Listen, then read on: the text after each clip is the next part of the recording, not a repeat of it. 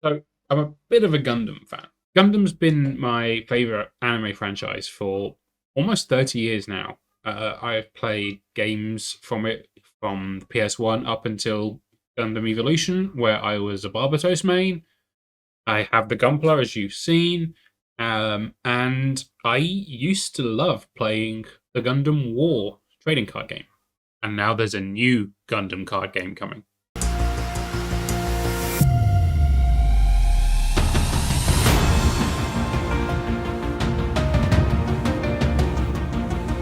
Set to be released in 2025, the new Gundam card game already looks like it's shaping up to a really fun game to actually play.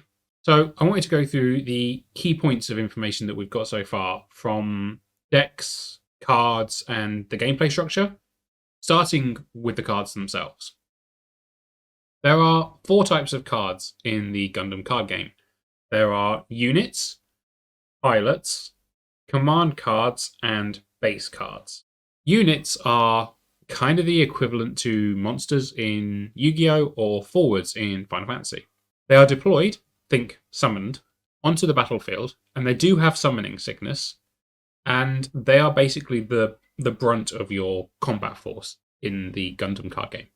Pilot cards, from my understanding at least, are kind of like equip spell cards in Yu-Gi-Oh! Or maybe enchantments in Magic the Gathering, in that when they're played, you pair them with a unit, almost like you equip them to the unit, to give the unit extra stat buffs or even like new abilities that they can use.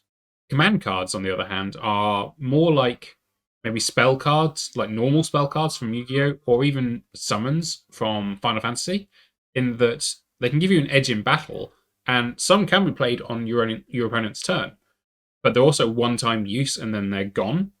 Interestingly, though, some of them can actually be used as pilot cards as well. So then that creates a weird little, very intriguing dynamic when it comes to deck building that I'm really excited to kind of get my teeth into and see what we can do with those kind of potential combinations there. And the final one, base cards, they are deployed into your shield area. I'll get to that later. And basically help protect your shield and you from incoming attacks to stop you from losing the game. But that's not all I wanted to say about the cards. Obviously, knowing what each card is and how they work is really important to the actual gameplay side of things. But let's be honest, when it comes to a card game, especially nowadays, one really important thing is how do the cards look? And when we look at some of the sample cards that Bandai have released images of online, or even some of the cards that they've showcased at some kind of public events, they look incredible.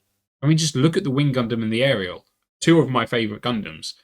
The cards look so good, and I am definitely going to have to see about whether I can make like a very specific Gundam Wing and a Witch from Mercury deck and see how they're going to work going forward. That's something I'm definitely going to have to try. Okay, so now we understand what the different cards are, and indeed how awesome they look. We need to know where to play them and how to play them, really. So let's take a look at the playing field, which itself is split into 7 different zones or areas. You have the deck area, the resource deck area, the shields area, the resource area, not the resource deck, 2 different areas, the battle area, the base area, and the trash area. The deck area is pretty self-explanatory. It's where your deck sits during gameplay. But what really excites me and really kind of intrigues me is this separate resource deck area. In games like Magic the Gathering and Final Fantasy, your lands and your backups all have to be part of your deck, and you have to draw into them in order to get resources to play. Obviously, the way the resources work are a little different between the two games, but you still, but in general, have to have the resources in your main deck. That's not the case in the Gundam card game. For the Gundam card game, you have a completely separate resource deck where all of your resources sit, which means that your main deck can just be full of everything you need to actually play and anything you want to play. You don't have to fill it full of your lands, your backups, your resource cards. It can be all of your actual kind of effects, creatures, all of the kind of fun stuff, which I really like because it means You just get a generally more fun deck building experience, in my opinion, at least in theory. This separate resource deck sits in the, surprise, surprise, resource deck area. And then each turn, you basically take one card from that and you put it into the resource area. Imagine if you're playing Final Fantasy and all of your backups had their own little separate area, and once per turn, you just played one of the backups immediately onto the backup zone. That's basically how the resource deck and the resource area work in the Gundam card game. Then you have another two zones that kind of work in tandem, work hand to hand together, and that is the shields and the base areas. Shields are basically your life in the Gundam card game. Kind of similar to the prize cards in Pokemon, but with a fun little kind of opposite way round twist to them. Basically, the goal in Gundam card game is to remove all of your opponent's shields, all of the cards in their shield zone. You do this by attacking their shields one by one until they're all gone, and then once they're all gone, you can attack your opponent directly and win the game. That's the general win condition of the Gundam card game. So 6 cards are placed from the top of your deck into the shield zone, shield area, whatever you want to call it, and they're face down, and that's your life. Then, every time one of them is destroyed, you flip them face up, and then you see whether or not it has an ability that can trigger. These abilities are called burst abilities, and they work very similar to the EX abilities in Final Fantasy, where once it flips up, that ability just activates there and then, and it's kind of like a comeback mechanic in case you have some way of, I guess, protecting yourself from a secondary attack against your shields. At that point, once any burst abilities have been resolved, if there are any, that card that was in your shield zone then goes to your trash zone or to your trash area, which is basically just the discard pile. However, if you have a base card in your base area, that needs to be destroyed by your opponent before they can start actually attacking your shields. So that gives you another kind of strategic advantage or strategic play that you can make depending on which base you currently have in there. And the final zone of the playing field is basically the battle zone, which is what you would expect it to be. It's where your units get deployed, effectively, like in other games, your monsters get summoned, or however you want to think about it. It's where you put your actual attacking cards. It's where damage happens. It's where combat happens. All the good kind of exciting moments, you know? That all happens in the battle zone, which is exactly what you'd expect. However, one thing that I like about it, at least from initial kind of understanding of the game, is you can only actually have 6 units in the battle zone at any one time, and each unit can only have one pilot card attached to it, basically linked as they call it. This means that you can only ever have 12 cards in that zone, which gives you a nice little kind of 50-50 halfway mix between the limitations of the field in YuGiOh and the way in which the gameplay happens in Final Fantasy. And that kind of middle ground really intrigues me, and I'm really excited to actually try it out and see how that plays and what kind of strategies end up coming into effect, and how you deal with that limitation and make the most of it. I'm really excited to try. So now that we've kind of covered the actual playing field, let's talk about the actual turn structure, shall we? And how an individual turn in Gundam Card Game actually plays out, at least according again to the information that is currently available. The turn structure in the Gundam Card Game, it's overall quite similar to other card games that you've played, but there are a few little twists and surprises in the way that it's done. A turn opens with the start phase, which is basically your upkeep phase from Magic, or the active phase from Final Fantasy, where anything that has been rested, basically dulled or capped, becomes active again, ready for the turn to start. Next, you have the draw phase, where you draw a single card from your deck. Then you move into the resource phase, where you take a resource card from your resource deck and put it into the resource area. After the resource phase is where things get a little bit more interesting, because you go into the main phase, and this is where things differ from other card games. In the main phase, you can do everything you would expect to be able to do. You can play cards, deploy units, you can basically do everything that you need to do.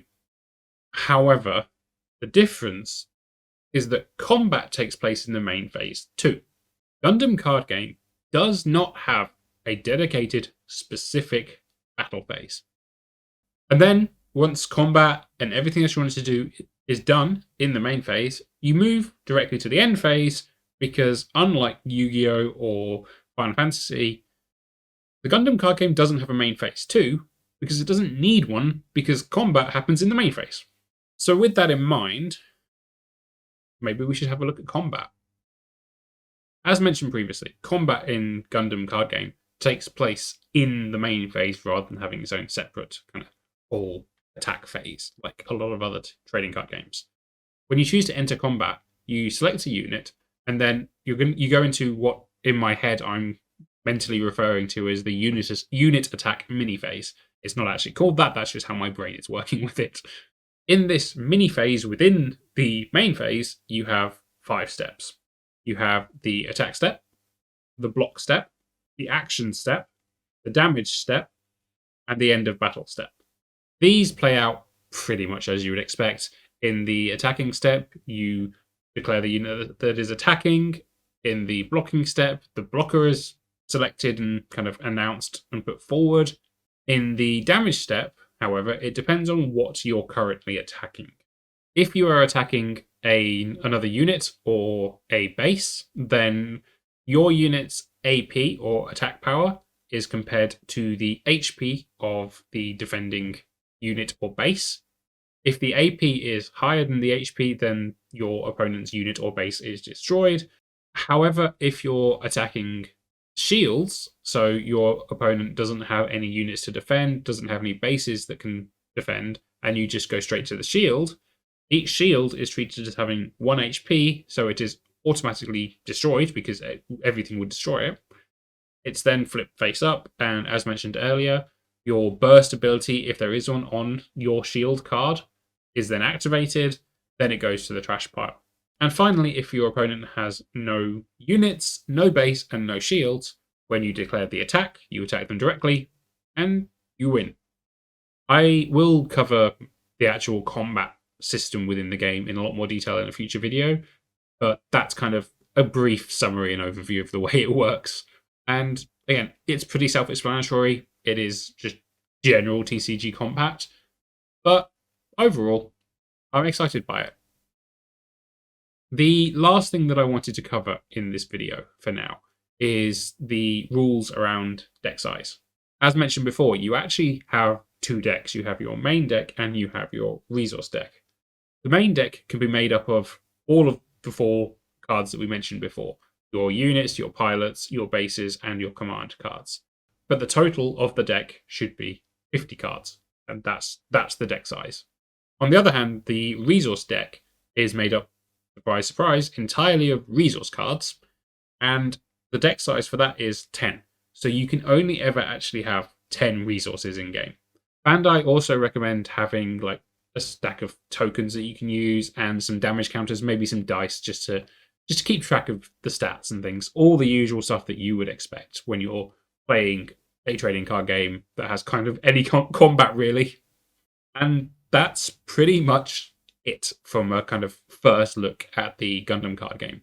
Personally, I'm really excited. I mentioned at the start of this video that I used to play Gundam WAR. I'm a massive Gundam fan anyway, so the idea of a new one coming out is really, really exciting by itself. But actually looking into the way this works, with the bases and the shields, with the burst abilities, basically the EX system from Final Fantasy being in there, and all of the other kind of systems around it, I really want to get my hands on this game. I'm really looking forward to being able to play it.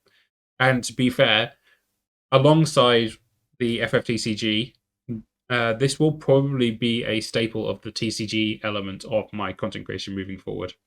So expect to see more videos about the Gundam card game. The beta edition of the Gundam card game is fast approaching, and yes, there is a beta version of it coming out, which is really cool. I am going to try and get my hands on the beta version so that I can show you guys what's included in it. I can do some booster pack openings as quick as possible. I can do some card analysis, maybe some initial deck building ideas, strategies, that kind of thing.